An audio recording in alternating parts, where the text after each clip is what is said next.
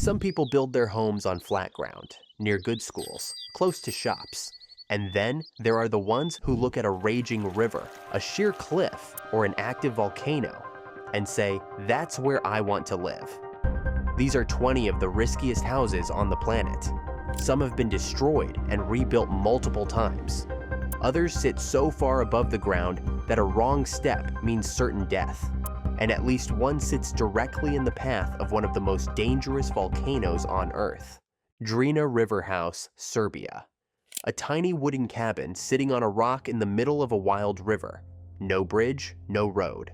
Just water rushing all around it. The Drina Riverhouse sits on a bare rock in the middle of the Drina River, near the town of Bajina Bašta in western Serbia. It was first built in 1968 by a group of young swimmers who needed shade from the scorching summer heat. They gathered loose wooden planks that had been carried down by the river itself and built a simple shelter, not knowing that this little cabin would one day become one of the most photographed structures in the world. The Drina River does not play nice. It is one of the most unpredictable rivers in Europe, and it has destroyed this house 7 times since 1968. Each time the river rose and took the cabin away, the locals rebuilt it. In some cases, the cabin was swept downstream in one piece, and the builders would chase it by kayak, sometimes for dozens of kilometers, just to drag it back to the rock. The current house, standing since 2011, was built with 2 concrete beams to help it survive the river's force. In August 2012, a photograph of the Drina Riverhouse was chosen as the National Geographic Photo of the Month, seen by millions of people around the world. The Drina Regatta, an annual river event with up to 20,000 participants, passes right by the house every year. What started as a teenager's summer project has become a symbol of stubbornness, survival, and the refusal to let nature win. Katskhi, Pillar Monastery, Georgia. A monk lived on top of a 130-foot rock pillar for 20 years. He only came down twice a week. This is not a legend. It actually happened. The Katskhi Pillar is a natural limestone rock column standing approximately 40 meters, about 130 feet, tall, in the Emeriti region of western Georgia. On top of this narrow column with a surface area of just 150 square meters sits a medieval monastery complex complete with a church, a wine cellar, hermit cells, and a burial crypt. For centuries, locals called it the Pillar of Life and believed it was connected to the nearby village church by a long iron chain stretching across the sky. The monastery dates back to the 9th or 10th century, and evidence suggests it was still in active use as late as the 13th century. The pillar was so difficult to climb that an 18th century Georgian scholar wrote, "There is a small church on the top of the rock, but nobody is able to ascend it, nor know they how to do that." It wasn't until July 1944 that a team of mountaineers made the very first documented climb to the top, and what they found up there stunned the academic world. In 1995, a monk named Maxim Kavtaradze climbed to the top and stayed for 20 years. With help from local villagers, he restored the 1,200-year-old chapel by hand, hauling materials up the sheer rock face. He came down only twice a week, living in near total isolation above the clouds. The pillar has since been closed to the public, making it one of the most unreachable inhabited structures ever built on Earth. Coober, Pedy Underground Homes, Australia. This Australian town gets so hot that the entire population moved underground. Not metaphorically, literally underground. Coober Pedy is a small mining town in South Australia, sitting in the middle of one of the most unforgiving deserts on Earth. Surface temperatures regularly exceed 50 degrees Celsius in summer, making normal above-ground living almost unbearable. So the residents did something remarkable. They carved their homes, called dugouts, directly into the sandstone hillsides below the surface, where temperatures stay a natural 23 degrees Celsius year-round. Today, around half of Coober Pedy's population lives underground. The dugouts are far from primitive. Many have full kitchens, living rooms, multiple bedrooms, and even underground churches. The town is also the world's largest source of opals, producing over 70% of the global supply. The same mining techniques used to dig for opals are used to expand the homes. What makes Coober Pedy truly risky is what lies beneath the ground everywhere else in town. The entire area is riddled with thousands of unmarked mine shafts, some dropping 30 meters straight down. Walking around at night without a torch is genuinely dangerous.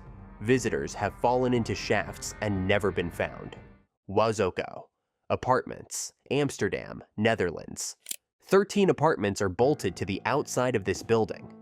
They hang over a busy street with nothing underneath them but steel rods. Wozoco is a housing complex in Amsterdam-Osdorp, designed by the Dutch architecture firm MVRDV and completed in 1997. The building was commissioned to house 100 elderly residents on a plot of land that could only legally fit 87 apartments. Rather than reduce the number of units, the architects came up with a solution that shocked the engineering world. They cantilevered 13 apartments directly off the north face of the building, suspending them mid-air using massive steel rods anchored into the main structure. Each cantilevered apartment juts out between 2.6 and 9.6 meters from the main building. The steel rods holding them in place are visible from the street below, giving the building the appearance of a structure that is slowly falling apart, except it is entirely deliberate. Engineers calculated the load bearing to the millimeter, and the building has stood without incident for nearly 30 years. Wozoco has won multiple architecture awards and is studied in engineering schools worldwide. But for the residents living in the suspended units, every creak of the building is a reminder that their home is essentially a giant bracket bolted to a wall. Hanging houses of Cuenca, Spain. These 15th century houses were built directly on the edge of a cliff. Their foundations are the cliff face itself. The Casas colgadas, meaning hanging houses, are a group of medieval buildings in the city of Cuenca in central Spain. Built in the 15th century, they sit on the edge of a dramatic cliff above the Huicar River Gorge. The buildings were constructed so close to the edge that their balconies extend directly over a sheer drop of nearly 40 meters to the river below. The houses were built this way largely out of necessity. Space inside the walled city was extremely limited, and builders pushed structures as close to the cliff edge as physically possible. The wooden balconies that hang over the gorge were originally used for drying clothes and storing goods, everyday tasks performed meters above a fatal drop. Today, the hanging houses are a UNESCO World Heritage Site and one of Spain's most visited landmarks.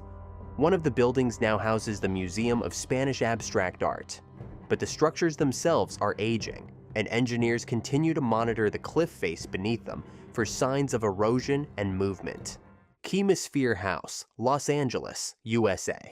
This house has only one way in and one way out, a funicular car attached to a steel cable. If the cable snaps, you're stranded. The Chemosphere is a private residence in the Hollywood Hills of Los Angeles, designed by architect John Lautner and completed in 1960. It sits on a hillside so steep, at a 45-degree angle, that conventional foundations were impossible to build.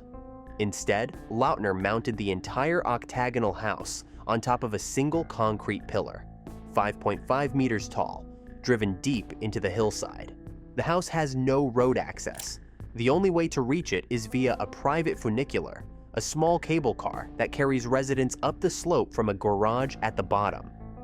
The design was so radical for its time that Encyclopedia Britannica called it the most modern home built in the world in 1961. It has appeared in numerous films and television shows since. In 2000, the house was purchased by a German publisher who undertook a full restoration. It remains a private home today, perched above Los Angeles on its single concrete leg, completely inaccessible from the street below. Maldives over water, bungalows, Maldives. The entire country sits just 1.5 meters above sea level. Every single home here is one major storm away from being swallowed by the ocean. The Maldives is an island nation in the Indian Ocean, made up of 1,192 coral islands, and it holds the record as the lowest-lying country on Earth. No point on any island rises more than 2.4 meters above sea level. Overwater bungalows, homes, and resort villas built directly on stilts above the ocean are not just a tourist attraction here.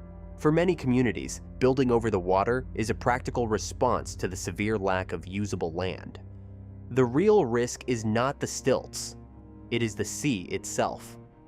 Scientists project that if current rates of sea level rise continue, the majority of the Maldives will be uninhabitable by 2100.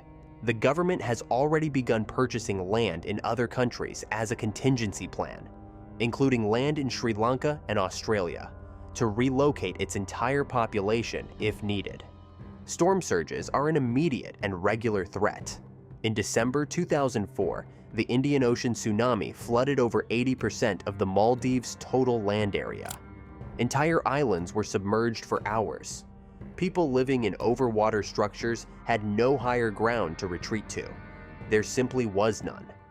Hanging Monastery, Mount Hang, China. This monastery has been clinging to a vertical cliff face for over 1,500 years. It is held in place by wooden beams inserted into holes drilled into solid rock. The Xuankong Temple, commonly known as the Hanging Monastery, is located on Mount Hang in Shaanxi Province, China. Built during the Northern Wei Dynasty around 491 AD, it is constructed into the side of a sheer cliff approximately 50 meters above the ground.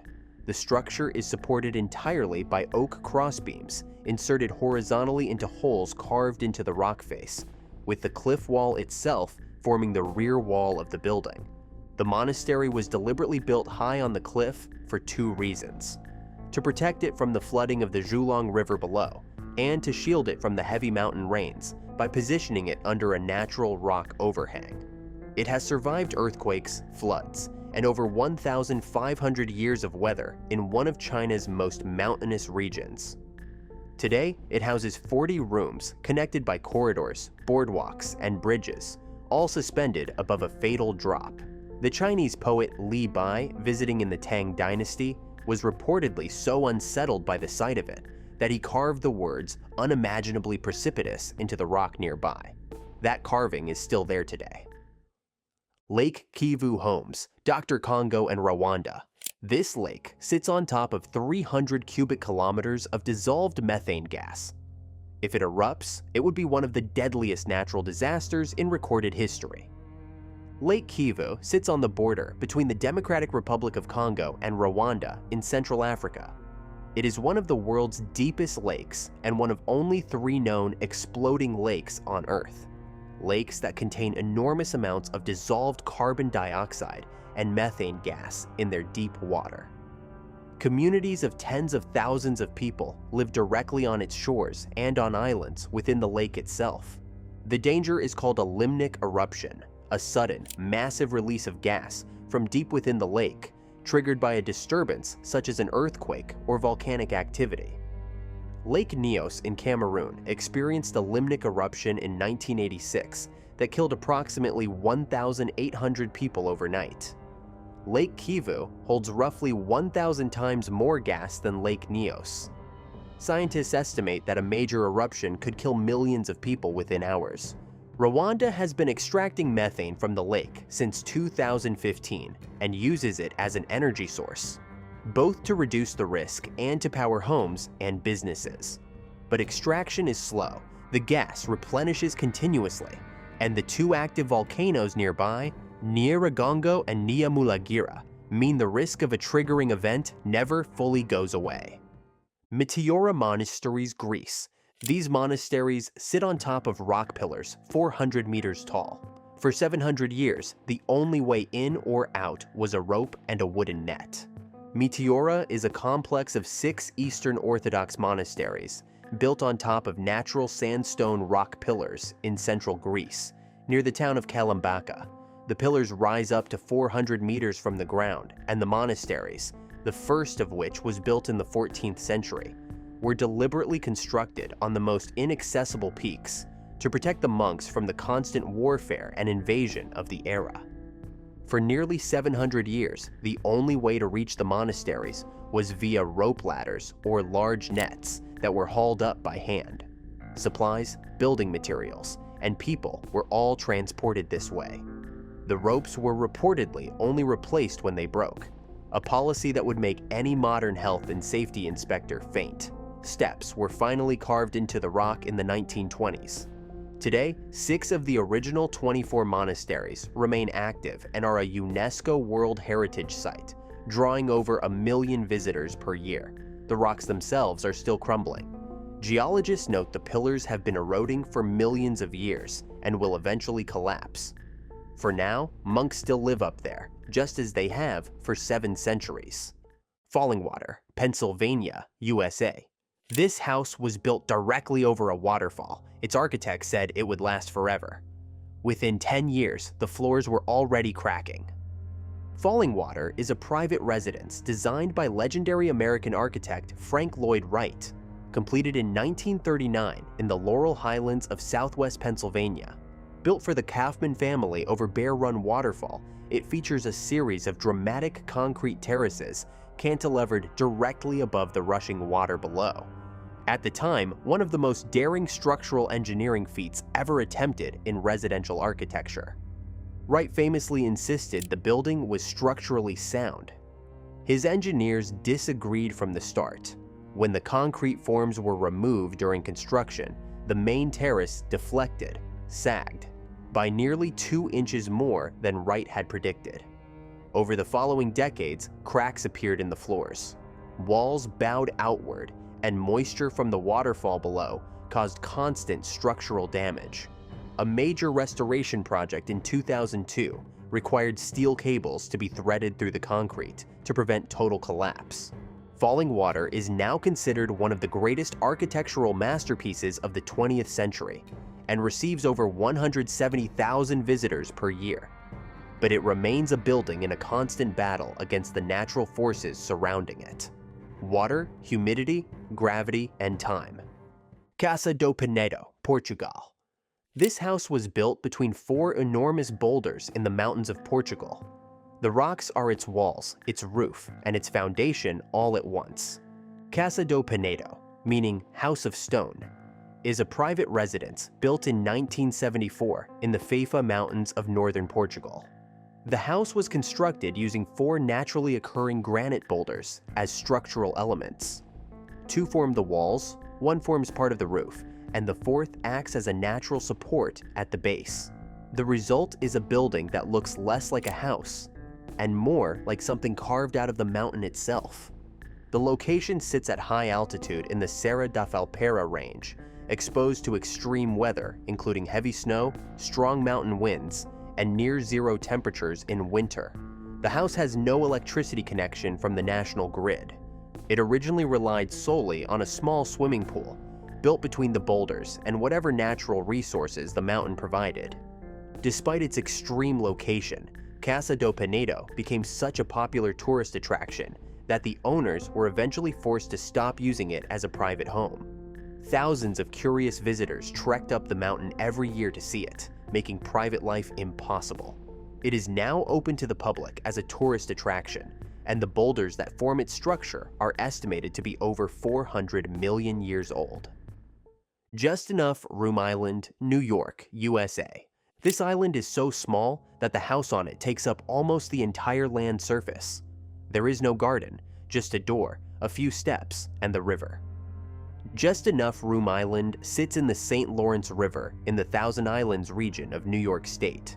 It is privately owned and holds a single small house, a single tree, a small patch of grass, and almost nothing else. The island measures roughly 310 square meters in total, making it one of the smallest inhabited islands in the world. The home sits so close to the water's edge that during high water periods, the shoreline nearly reaches the front door. The Thousand Islands region sits on the US-Canada border, and the river here experiences dramatic seasonal flooding, heavy winter ice flows, and strong currents. Ice in winter regularly damages the small dock, and the island is completely cut off unless you own a boat. There is no bridge, no ferry, and no emergency vehicle access of any kind. The island was purchased in the 1950s by the Sizeland family, who wanted the smallest possible island that legally qualified as an island, which by local definition required a tree and enough room for a house. They found it, bought it, and built on it. The family still owns it today, making it one of the most extreme pieces of private real estate in North America. Phoenix House, Hawaii, USA. This house sits on a lava field at the base of the world's most active volcano. The architect built it there on purpose. The Phoenix House is a private residence and holiday rental located in Kalapana on the Big Island of Hawaii, sitting on a hardened lava field at the base of Kilauea volcano, which has been in near-continuous eruption since 1983. The house was designed by architect Will Baleharts and built by the firm Artistry, completed around 2014. It was deliberately positioned in one of Hawaii's highest lava hazard zones, Lava Zone 1, the area considered most at risk from future flows. The entire neighborhood of Royal Gardens, which once surrounded this area, was completely destroyed by lava between 1983 and 2012. The Phoenix House was built on top of that same lava field, among the ruins of what was once a residential community. Its name is not accidental. It is a direct reference to rising from the destruction left behind by the volcano. The house is constructed to be as low impact and relocatable as possible, acknowledging that the lava will almost certainly return. Kilauea erupted again in 2018, sending new lava flows across the lower East Rift Zone and destroying over 700 homes in the surrounding area. The Phoenix House survived, but geologists have made clear it is a matter of when, not if, the lava returns. Afar Depression Homes, Ethiopia. This is one of the hottest places on the surface of the earth, and people have lived here continuously for thousands of years. The Afar Depression is a geological lowland in northeastern Ethiopia, sitting at the junction of three tectonic plates that are slowly pulling apart. Parts of it sit more than 100 meters below sea level, making it one of the lowest points on the African continent. The Afar people, a semi-nomadic group of around 1.5 million people, have lived here for thousands of years, building simple portable structures from wood and woven mats that can be dismantled and moved in hours. Temperatures in the Afar Depression regularly exceed 50 degrees Celsius, and the Danakil subregion, part of the depression, is widely recorded as the hottest permanently inhabited place on Earth, with average year-round temperatures of around 34 degrees Celsius. The ground is geologically active, with hot springs, lava lakes, sulfuric acid pools, and frequent earthquakes. The Erta Ale volcano, located within the depression, has had an active lava lake for over 100 years. The Afar people survived through camel herding, salt mining from the dried lake beds, and trade routes that have operated for centuries. Their homes are designed not for permanence, but for survival, lightweight, ventilated, and movable. Living here is not a choice made for tourism or adventure. For the Afar people, this scorched and shifting ground is simply home. Tibetan Plateau, Homes, Tibet. The average altitude here is 4,500 meters above sea level. The air has 40% less oxygen than at sea level, and over 6 million people call it home. The Tibetan Plateau is the highest and largest plateau on Earth, spanning over 2.5 million square kilometers across Tibet, parts of China, India, and Nepal. It sits at an average elevation of approximately 4,500 meters above sea level, so high that it is often called the roof of the world. The human body at this altitude operates under constant physiological stress, with reduced oxygen affecting everything from sleep and digestion to physical exertion. Traditional Tibetan homes, known as rammed earth or stone houses, are built to withstand the extreme cold, which can drop to minus 40 degrees Celsius in winter, as well as high winds, intense solar radiation, and the occasional earthquake. The plateau sits on a seismically active zone where the Indian and Eurasian tectonic plates continue to collide, pushing the plateau higher every year and triggering regular tremors. For the nomadic herders of the plateau, called Drakpa, Homes are yak hair tents moved with the seasons, a living arrangement unchanged for thousands of years. In the settled towns and villages, thick-walled stone houses with small windows trap warmth and block the brutal mountain winds. Every home on the plateau, whether tent or stone, exists in constant negotiation with one of the most unforgiving climates on the planet. LA Jument Lighthouse, France. In 1989, a photographer stood in the doorway of this lighthouse as a 30-meter wave hit the building directly behind him. The photo became one of the most famous ever taken. La Jument is a lighthouse standing on a small rock reef off the coast of Brittany in northwestern France. It was built between 1904 and 1911, following a maritime disaster in which a British ship, the Drummond Castle, sank nearby in 1896, killing 243 people.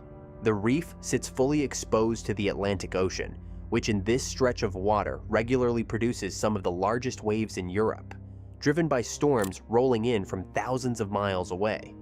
The lighthouse keeper, who lived here full-time, did so in near total isolation. During winter storms, the building would shake from the force of waves striking the base, and access by boat was sometimes impossible for weeks at a time. The lighthouse was finally automated in 1991, ending the era of human habitation, but not before French photographer Jean Guichard captured the image in December 1989 of keeper Theodore Malgorn, standing in the open doorway as a massive wave engulfed the building behind him. Malgorn survived only because he stepped back inside and slammed the door a split second before the wave struck. The photograph, showing the full force of the Atlantic crashing over the lighthouse with a tiny human figure in the doorway, won the World Press Photo Award in 1990 and remains one of the most iconic images of human vulnerability against nature ever taken. Setenil de las Bodegas, Spain. The residents of this Spanish town didn't build on top of the rock, they built underneath it. An entire town lives inside a gorge, with a cliff hanging directly over their heads. Setenil de las Bodegas is a small town in the province of Cádiz in southern Spain, built into and under the overhanging cliffs of a narrow gorge carved by the Trejo River. Many of the town's homes, restaurants, and shops have their rear walls and ceilings formed entirely by the natural rock above. The cliff face is literally the roof. People eat, sleep, and go about daily life with hundreds of tons of rock directly overhead. The town's origins stretch back to the Moorish period, and it was a strategic fortress town for centuries due to its naturally defensible position inside the gorge. The rock overhangs provided natural shelter from rain, sun, and attack. When the town was eventually taken by the forces of Ferdinand and Isabella in 1484 after a prolonged siege, the cliff-carved settlement was already well established. The risk is geological. The overhang cliffs are natural formations, not engineered supports, and they are subject to the same weathering, erosion, and seismic stress as any natural rock formation in the region. Spain's Andalusia region experiences occasional earthquakes, and a significant tremor in the wrong location could destabilize the overhangs. For now, the town of around 3,000 people continues to live, cook, and trade in the shadow of rock that has been there for millions of years, and may not always stay that way. Vardzia Cave City, Georgia. This city was carved into the side of a mountain by hand in the 12th century. It once housed 50,000 people inside solid rock. Then an earthquake tore the mountain's face off.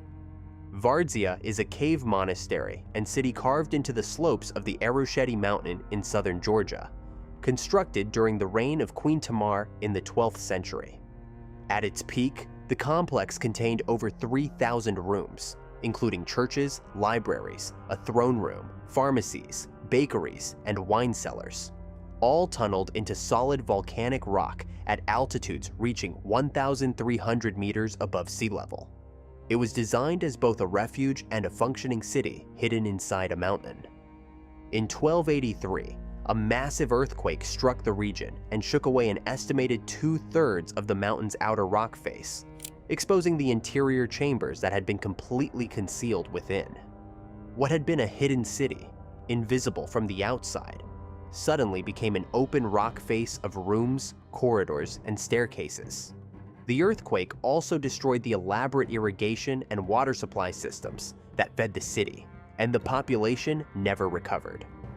Today, a small community of monks still inhabits a section of Vardzia, maintaining the 12th century church of the Dormition, with its original frescoes of Queen Tamar still visible on the walls. The site is a UNESCO candidate and one of Georgia's most visited landmarks. The carved rooms that remain open to the sky, exposed by that 13th century earthquake, sit on the open cliff face hundreds of meters above the valley floor, with no railings, no barriers, and nothing between a visitor and the drop below. Santorini cliffside, Homes, Greece. These homes were built on the rim of an active supervolcano. Underneath the whitewashed walls and the stunning sunsets, the entire island is a volcanic caldera that last erupted and killed an entire civilization. Santorini is a Greek island in the Aegean Sea, and the village of Oya, famous worldwide for its white cubic houses stacked along a sheer cliff edge, sits directly on the inner rim of one of the largest volcanic calderas on Earth. The caldera was formed by a catastrophic eruption around 1600 BC, known as the Minoan eruption, which was one of the largest volcanic events in human history, estimated at 4 to 8 times more powerful than the 1883 eruption of Krakatoa. The explosion collapsed the central island and triggered tsunamis that may have contributed to the collapse of the Minoan civilization on nearby Crete. The cliffs that the homes of Oya and Fira are built upon drop nearly 300 meters straight into the sea-filled caldera below. The buildings are stacked so densely on the cliff edge that some structures are essentially cantilevered over the drop.